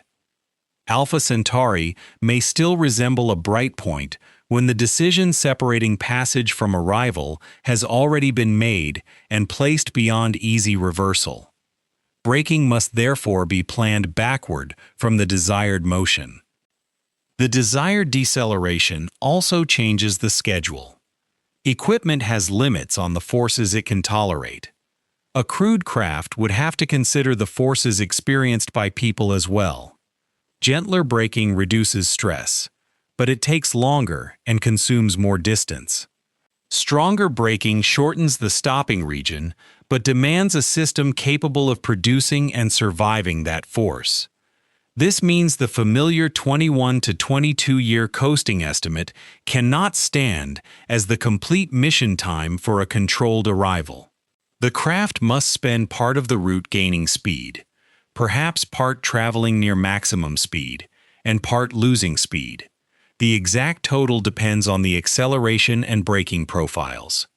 The braking device must also survive everything already assigned to the crews. A sail folded behind a shield must deploy after decades without failure.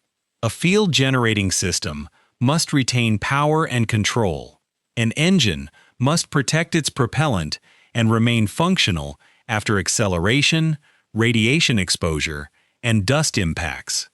The craft cannot depend on instructions from Earth during the final operation because the communication delay is measured in years. Stopping must therefore be autonomous, pre-planned, and tested against failures that cannot be repaired from home.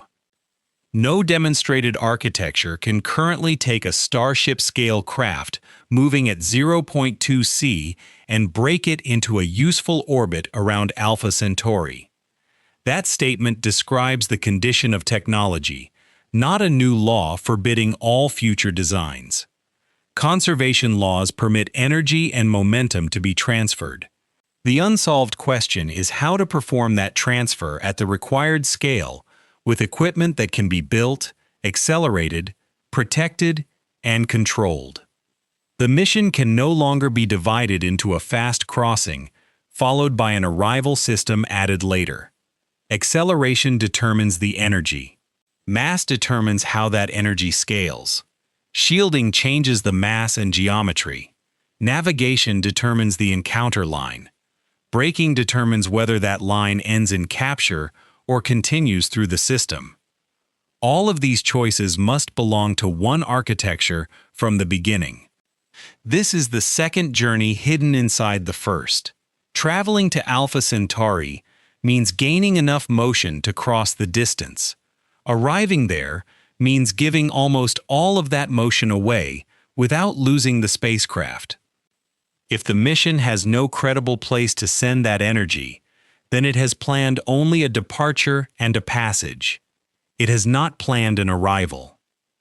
The evidence is now complete enough to return to the scene that opened the investigation, a starship near another sun, still moving at 0.2 c. If it has reached Alpha Centauri without solving the second journey, what happens next? Another sun is now ahead, just as it was at the beginning. The spacecraft has crossed more than 4 light-years. Its shield has survived the interstellar medium. Its guidance system has held the required line and found the chosen part of Alpha Centauri. Every difficulty of the journey appears to have delivered it to the right place. But the craft is still moving at 0.2 c. From this moment, only 3 broad outcomes remain. These outcomes are separated by decisions made across the mission, not by a choice made after the stars appear. The flyby follows from preserving most of the crew's velocity. The impact follows when that velocity and a solid target share the same line. The controlled arrival follows only when the trajectory and speed have both been prepared for capture. A correction may change a collision into a miss, but it does not change a flyby into an orbit. A brake may change a flyby into capture, but only if it acts across sufficient distance. This is why accuracy and braking cannot substitute for each other. Guidance controls where the energy goes. Braking controls how much energy remains in the craft when it gets there. Perfect guidance without braking may produce an exact impact or a carefully aimed flyby. Strong braking along the wrong trajectory may deliver a slower craft to empty space. True arrival requires both conditions at once. The vehicle must meet the target, and its relative motion must be low enough for the intended encounter to continue, rather than end or disappear into another departure. The first is a flyby. If the spacecraft's path avoids stars, planets, and other solid targets, and no braking system removes its excess speed, it continues through the system. Alpha Centauri's gravity may bend the trajectory, but it cannot ordinarily hold the craft.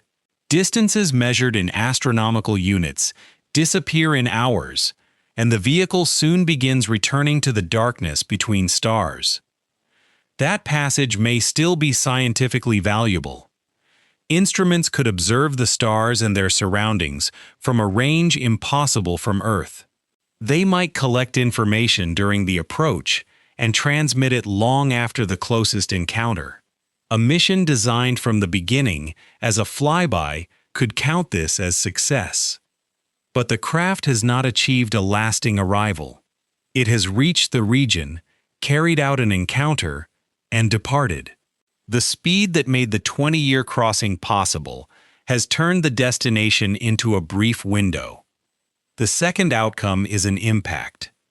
If the chosen line intersects a solid body, the craft cannot continue carrying its motion unchanged. Its kinetic energy must be transferred rapidly into the spacecraft, the target, and the material around the collision. At 0.2 c, each kilogram of the craft carries approximately 1.85 times 10 to the power of 15 joules.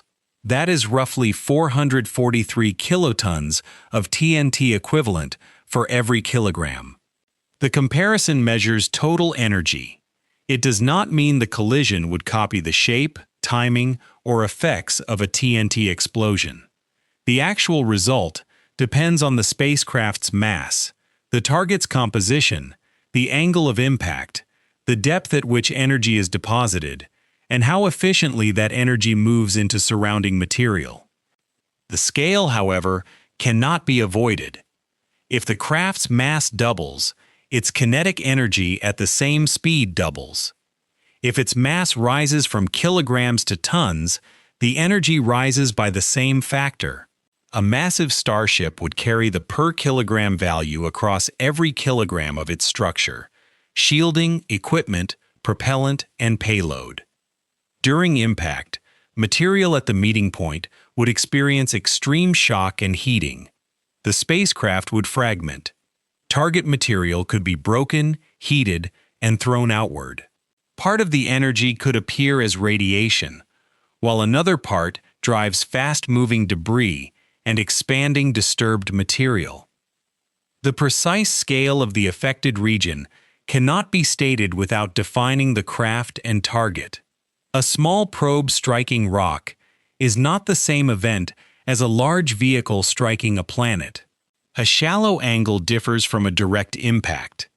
Energy deposited high in an atmosphere differs from energy delivered beneath a solid surface. What can be said confidently is that an unbraked collision at 0.2 C is not a landing failure in the ordinary sense. It is a high-energy impact governed by the kinetic energy accumulated during acceleration. The destination receives the motion that the braking system failed to remove. This does not mean the star would be destroyed, nor that the entire Alpha Centauri system would be torn apart. Those claims would ignore the enormous mass and scale of stars and planetary systems. The consequences are severe at the collision site, but they must remain connected to the actual mass, target, and transfer of energy. The third outcome is a controlled arrival. This requires the mission to begin changing the result long before the final hours. An engineered braking system must remove almost all the excess velocity while enough distance remains. The craft must approach the chosen star or planet at a speed compatible with the desired encounter. For orbital capture, that means entering the local range in which gravity can hold the vehicle rather than merely bend its path. For a controlled planetary approach, the craft must reduce its relative motion further and meet the target at the correct position and time. Only then can the journey continue after the encounter. A controlled arrival is not forbidden by the idea of interstellar distance itself. Energy and momentum can be transferred. In principle, a sufficiently capable propulsion or braking system could change the spacecraft's velocity. The unsolved problem is building an architecture that accelerates a massive craft, protects and guides it for decades, then removes the required energy autonomously and early enough. This outcome tree provides the direct answer to the title. If a starship reaches Alpha Centauri too fast, it does not simply arrive more quickly. If it misses solid matter and cannot brake, it performs a rapid flyby and leaves the system. If it strikes a solid target, its enormous kinetic energy is released through a catastrophic local collision.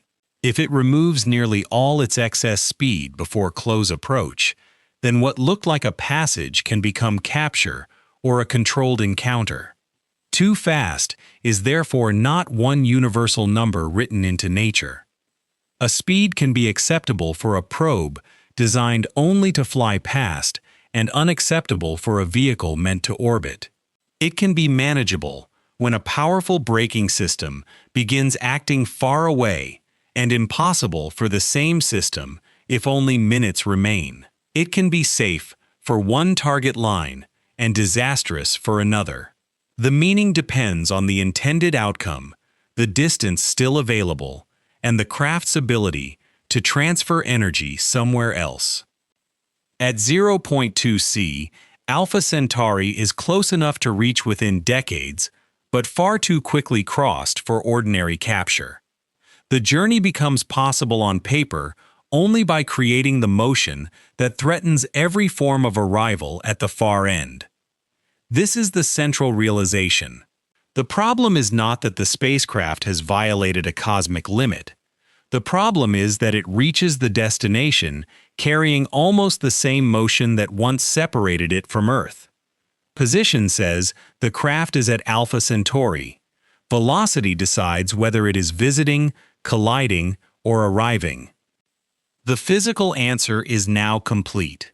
What remains is to separate the parts supported directly by measurement and conservation laws from the parts that depend on models, uncertain environments, and technologies that have never been built. The journey leaves us with several different kinds of knowledge. Some parts are measured directly or follow from well-tested physical laws. Alpha Centauri is a little more than 4 light-years away. Light and radio signals need more than 4 years to cross that distance. An object moving at 0.2 c carries kinetic energy and momentum that must be supplied during acceleration and transferred elsewhere during braking. Those statements do not depend on the design of a future starship. Changing the engine, hull, or mission name does not change the distance, the speed of light, or the relationship between mass, motion, energy, and momentum. The interstellar medium is also real. The space between stars contains sparse gas and dust. A fast spacecraft must interact with the material along its path, and the exposure is concentrated on its leading surface. Gravity can bend the trajectory when the craft reaches Alpha Centauri, but ordinary gravity alone cannot capture an object that retains an enormous excess velocity. These are the firm boundaries of the problem. Other conclusions come from models. Researchers estimate how particles enter particular materials, how deeply damaged tracks may extend, how much surface dust may erode, and how implanted gas may produce bubbles, blistering, or peeling layers.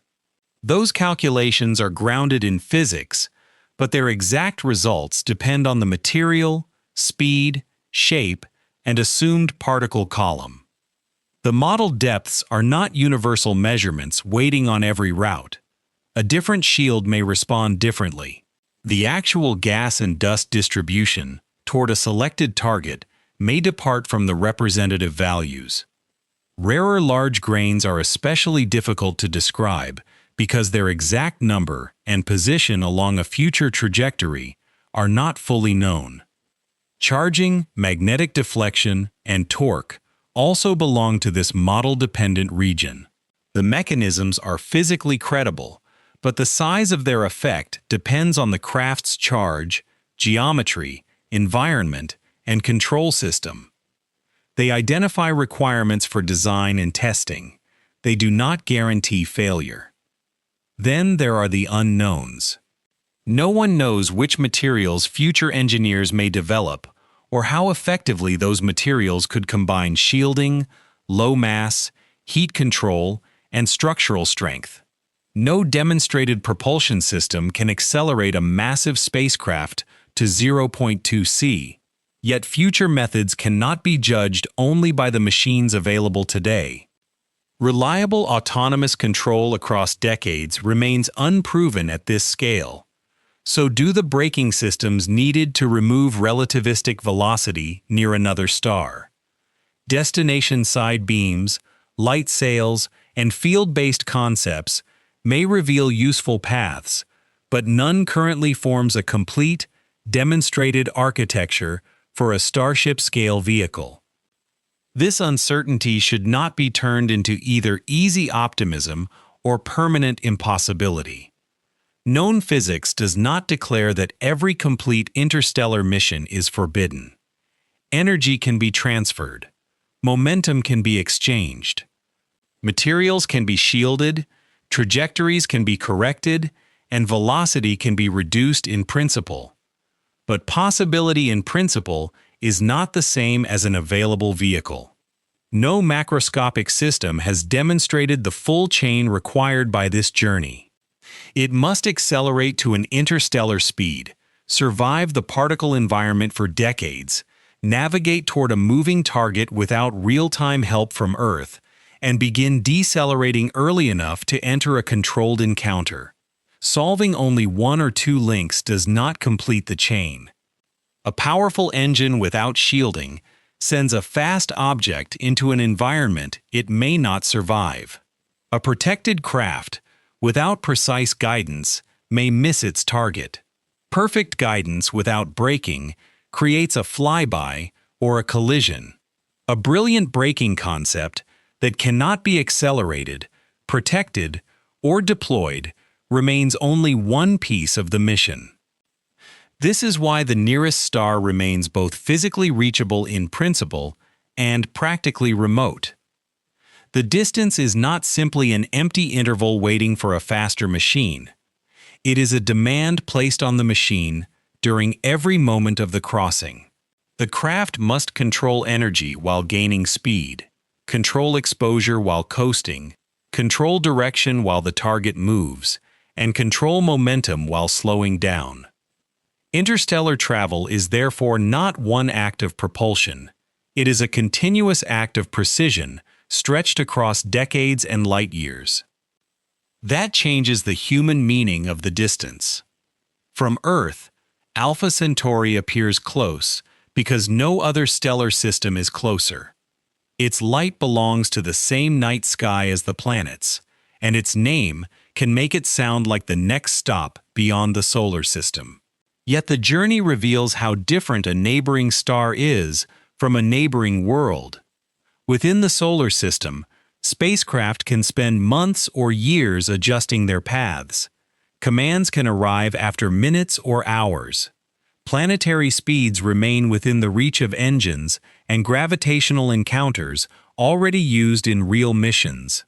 Across interstellar space, each of those familiar tools is stretched into another regime. The challenge is not evidence that humanity should stop asking how to cross it. The models, concepts, and calculations exist because people continue separating the impossible from the merely unsolved. Tiny probes may come before large vehicles. Flybys may come before capture. Each serious design teaches us which part of the chain needs a better answer. But the language of arrival must remain honest. A craft has not arrived simply because its instruments can see another sun at close range. It has not arrived because it crossed an invisible boundary or survived a 20-year cruise. It has not arrived because it occupies the correct point for one brief instant. Arrival means the craft has gained control over what happens next. Return once more to the opening image. A starship silhouette hangs against the light of Alpha Centauri. At first, the scene appeared to show the end of an impossible voyage. Then the speed became visible in the mind. 60,000 kilometers erased every second. One astronomical unit gone in less than an hour. The entire system becoming a short passage. Now imagine the image changing. The star ahead no longer rushes across the craft's future. The shield has done its work. Navigation has placed the vehicle on the intended line. Most importantly, the energy that once carried the ship from Earth has been transferred away. Gravity can finally hold it, and the encounter can continue. That is the difference between reaching a coordinate and joining a place. One records where the vehicle is. The other describes a future that remains open. Observation, orbit, another decision. The craft no longer spends the destination in a flash of motion. It is able to stay. The distance has been crossed, but the deeper achievement is control. A starship arrives not when it reaches another sun, but when it can choose not to pass it.